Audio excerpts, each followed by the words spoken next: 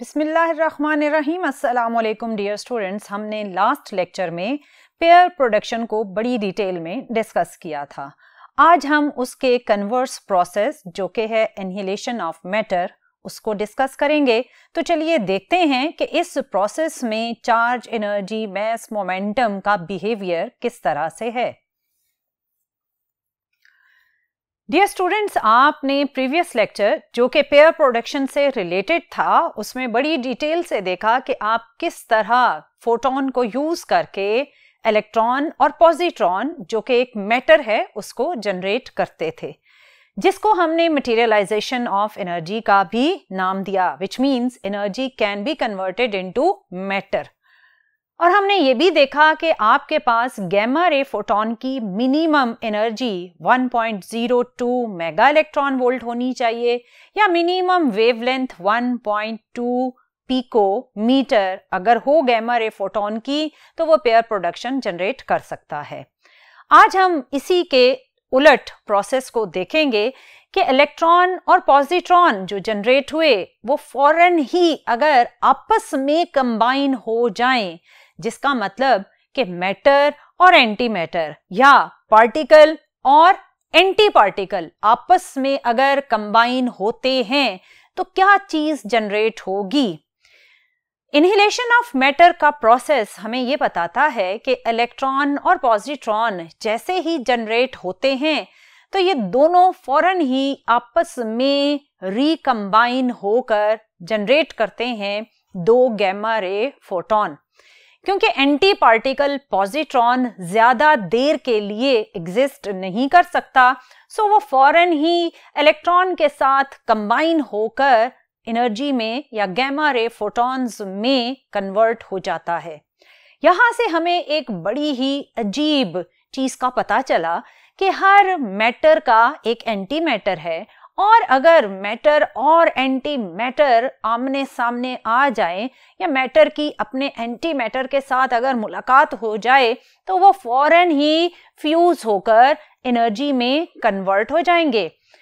और यही लॉज हमारी इस यूनिवर्स पर भी इम्प्लीमेंट होते हैं। हमारी यूनिवर्स में according to annihilation of matter हर मैटर का एंटी मैटर कहीं ना कहीं एग्जिस्ट करता है। इसका मतलब अगर हम इस यूनिवर्स को law of conservation of mass के अकॉर्डिंग देखें तो हमारी इस यूनिवर्स का टोटल मैस तो फिर जीरो हुआ, क्योंकि जितना इस यूनिवर्स में मैटर है उतना ही एंटी मैटर है। So law of conservation of mass हमारी इस टोटल यूनिवर्स पर भी इंप्लीमेंट होता है। सो इसके अकॉर्डिंग तो ये हुआ कि अगर आप मैटर हैं तो इस यूनिवर्स में कहीं ना कहीं आपका एंटी मैटर भी एग्जिस्ट करता है।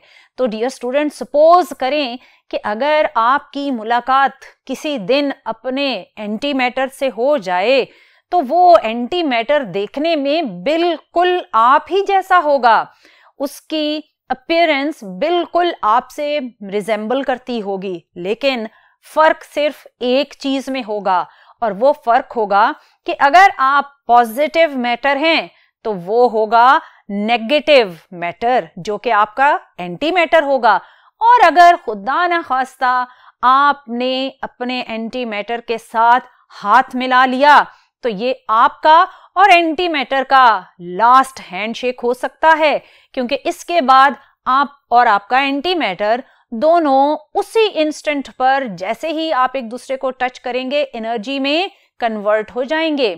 सो इससे हम ये भी प्रिडिक्ट कर सकते हैं कि अगर हमारी यूनिवर्स में मैटर के साथ उतना ही एंटी मैटर भी एग्जिस्ट करता है तो जिसे हम कहते हैं बीइंग अ मुस्लिम के क़यामत का दिन आएगा, तो वो क़यामत का दिन कुछ ऐसा ही होगा कि हर मैटर अपने एंटी मैटर के साथ इंटरेक्ट करेगा।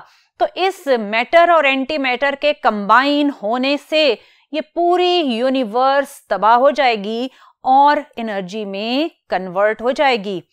सो डियर स्टूडेंट, यहां से हमें ये पता चला कि जो पेयर प्रोडक्शन में इलेक्ट्रॉन और पॉजिट्रॉन जनरेट हुए थे वो फौरन ही उसी इंस्टेंट पर अगर आपस में रिकंबाइन होते हैं तो वो law of conservation of Charles law of conservation of momentum and law of conservation of energy को फॉलो करते हुए दोबारा से 2 गैमा रे फोटॉन्स में कन्वर्ट हो जाएंगे। सो इससे हमारे पास इनहिलेशन ऑफ मैटर की स्टेटमेंट कुछ इस तरह बनेगी। इनहिलेशन ऑफ मैटर वो प्रोसेस है जिसमें इलेक्ट्रॉन और पॉजिट्रॉन कंबाइन होकर फोटॉन्स में कन्वर्ट होते हैं। It is a process in विच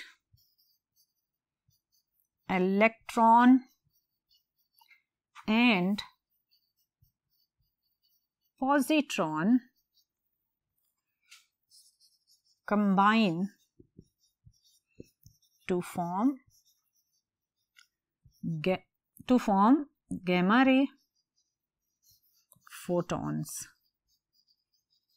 या आप सिंपली photons भी लिख सकते हैं। This is converse process of pair production। इस प्रोसेस में इलेक्ट्रॉन और पॉजिट्रॉन आपस में कंबाइन हुए और उन्होंने जनरेट किए 2 गैमा रे फोटॉन, और वो 2 गैमा रे फोटॉन आपको ऑपोजिट मूव करते हुए नजर आए। इस प्रोसेस में अगर आपने डियर स्टूडेंट एक्सप्लेनेशन लिखनी है तो आप इसी सारे प्रोसेस को वर्ड्स में डिस्क्राइब करेंगे, और इस प्रोसेस में लॉज ऑफ कंजर्वेशन की एक्सप्लेनेशन हम फर्दर आगे देखते हैं कि इसमें कैसे चार्ज, मोमेंटम और एनर्जी कंजर्व होते हैं। तो चलिए इन लॉज को डिस्कस करते हैं।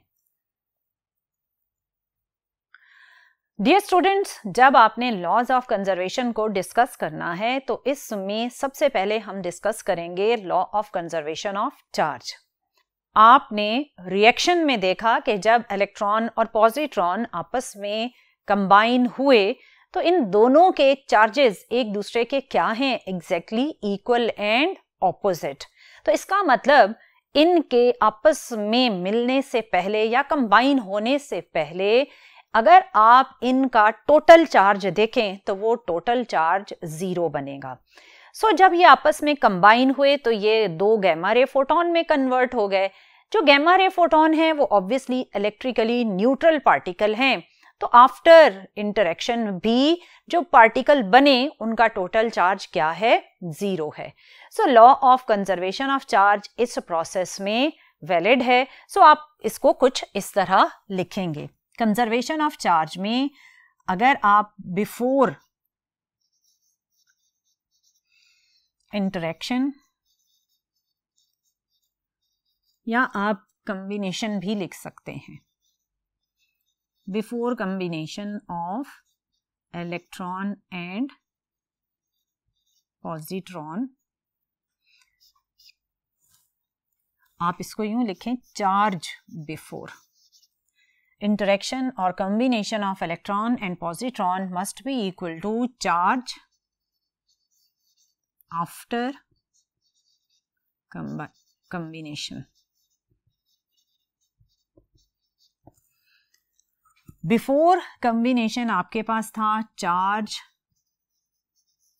of electron plus charge of positron, ये दोनों इक्वल एंड ऑपोजिट चार्जेस थे। सो नेट चार्ज क्या हो जाएगा, 0। और आफ्टर कॉम्बिनेशन आपके पास गैमा रेज जो बनी वो न्यूट्रल होती हैं। सो आफ्टर कॉम्बिनेशन भी टोटल चार्ज क्या हो जाएगा, 0 हो जाएगा। सो आपका law of conservation of charge इस पूरे प्रोसेस में वैलिड है। नेक्स्ट अगर आप डिस्कस करें कंजर्वेशन ऑफ मोमेंटम, तो अगर आप इस प्रोसेस को देखें तो इलेक्ट्रॉन और पॉजिट्रॉन इक्वल मैसेज के साथ ऑपोजिट डायरेक्शन में ट्रेवल कर रहे हैं, जिसका मतलब इनकी वेलोसिटीज इक्वल एंड ऑपोजिट हैं। और जब ये दोनों इंटरेक्ट या कंबाइन हो गए तो कॉम्बिनेशन के बाद जो गैमा रे फोटॉन बने वो भी एक दूसरे के ऑपोजिट ट्रेवल कर रहे हैं, जो मोमेंटम को कंजर्व करने में हेल्प करेगा। सो अगर आप कंजर्वेशन ऑफ मोमेंटम को लिखें तो आप कुछ इस तरह लिखेंगे, total momentum of electron and positron before combination must be equal to total momentum of photons। इसमें आपके पास इलेक्ट्रॉन और positron equal and opposite velocity के साथ ट्रेवल कर रहे थे। सो momentum of electron, momentum of positron equal and opposite हुए और ये जीरो हो गया। गैमा रे फोटोन भी, अगर एक फोटोन अपवर्ड जा रहा था तो दूसरा फोटोन डाउनवर्ड था, इनकी वेलोसिटीज भी एक दूसरे के ऑपोजिट थी। So total momentum of photons भी क्या होगा, जीरो होगा। So total momentum of electron and positron before combination must be equal to total momentum of gamma ray photon। So आपने देखा कि law of conservation of momentum भी इस process में valid है। अगर आप conservation of energy को देखें तो इसमें आप कैलकुलेट करेंगे पहले कि आपके पास इलेक्ट्रॉन और पॉजिट्रॉन की रेस्ट मैस एनर्जीज किस तरह थी। Rest mass energy of electron अगर आप कैलकुलेट करें तो उसके लिए आप rest mass of energy m0 c² की इक्वेशन यूज करेंगे। इसमें मैस है 9.1 10 to power -31 और c की वैल्यू है 3 × 10 to power 8 स्क्वायर। अब इसी को अगर आपने, ये ऑब्वियसली आप जब इसे सॉल्व करेंगे तो आंसर जाउल में आएगा। अगर आप इसको इलेक्ट्रॉन वोल्ट में कन्वर्ट करना चाहते हैं तो आप इसको डिवाइड कर देंगे 1.6 10 to power -19 के साथ। 1.6 × 10 to power -19, तो ये जाउल वाली टर्म इलेक्ट्रॉन वोल्ट में कन्वर्ट हो जाएगी और यहाँ से आपके पास आंसर आएगा 0.51 10 to power 6 इलेक्ट्रॉन वोल्ट, जिसे हम कहते हैं 0.51 मेगा इलेक्ट्रॉन वोल्ट। इसका मतलब है कि इलेक्ट्रॉन की जो रेस्ट मैस एनर्जी है वो है 0.51 मेगा इलेक्ट्रॉन वोल्ट, और जो पॉजिट्रॉन है ऑब्वियसली वो भी 0.51 mega electron volt energy carry करेगा।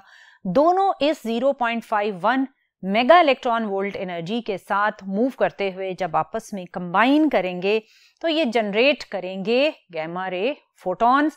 जो गैमा रे फोटॉन बनेगा ऑब्वियसली उसकी भी एनर्जी होगी 0.51 मेगा इलेक्ट्रॉन वोल्ट, और दोनों गैमा रे फोटॉन्स की अगर आप एनर्जीज को कंबाइन करें तो वो बनेगा 1.02 मेगा इलेक्ट्रॉन वोल्ट। इसका मतलब ये है कि total energy before combination of electron and positron is equal to total energy of gamma ray photon after combination. इसके अकॉर्डिंग आपका law of conservation of energy भी इस प्रोसेस में वैलिड है।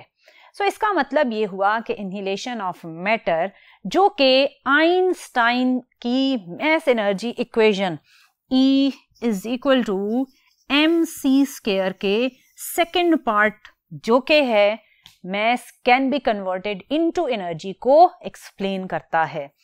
इसमें energy can be converted into mass, ये हमने pair production में ऑब्जर्व किया था, और mass can be converted into energy, इसको आपने इनहिलेशन ऑफ मैटर में देखा कि इलेक्ट्रॉन और पॉजिट्रॉन बीइंग मटेरियल पार्टिकल जब आपस में कंबाइन हुए तो gamma ray photon which is a form of energy वो जनरेट हुआ। इसीलिए हम बार बार ये कह रहे हैं कि इनहिलेशन ऑफ मैटर और पेयर प्रोडक्शन एक दूसरे के कन्वर्स प्रोसेस हैं। डियर स्टूडेंट, अगर आप इस यूनिवर्स को देखें तो हमारी इस यूनिवर्स का जो बेसिक इंग्रेडिएंट है वो एनर्जी ही है, और इस बेसिक इंग्रेडिएंट एनर्जी से हम जनरेट कर सकते हैं मैटर और anti matter by the process of materialisation. और ये एंटी मैटर और मैटर अगर आपस में इंटरेक्ट करते हैं तो ये दोबारा किस में कन्वर्ट हो जाते हैं? एनर्जी में। इसका मतलब कि एनर्जी इस पूरी यूनिवर्स में हमेशा कंजर्व रहती है। अगर यहाँ पर एनर्जी मटेरियल में, मैटर में कन्वर्ट होती है तो मैटर दोबारा एनर्जी में कन्वर्ट हो जाएगा। सो ये अमेजिंग फिनोमेना जो कि आइंस्टाइन की इक्वेशन भी एक्सप्लेन करती है और हमने इसे पेयर प्रोडक्शन और इनहेलेशन ऑफ मैटर में देखा, ये बहुत ही एक इंटरेस्टिंग बात है, एक इंटरेस्टिंग फैक्ट है हमारी इस यूनिवर्स के बारे में। आई होप कि आपने सारे लॉज, एनर्जी, चार्ज और मोमेंटम और इसके सारे प्रोसेस को बड़ी डिटेल में समझ लिया होगा। टिल नेक्स्ट लेक्चर, अल्लाह हाफिज।